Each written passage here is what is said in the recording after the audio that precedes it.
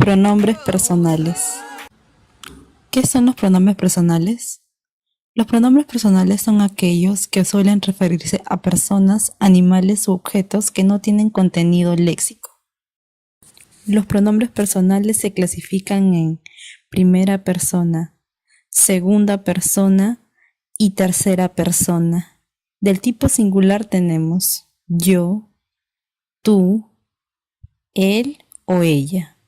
Del tipo plural tenemos a nosotros, nosotras, ustedes, ellos o ellas. Repitamos. Yo,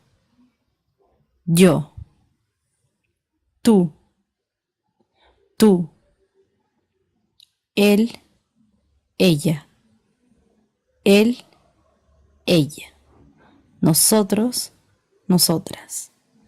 Nosotros, nosotras. Ustedes, ustedes. Ellos, ellas. Ellos, ellas.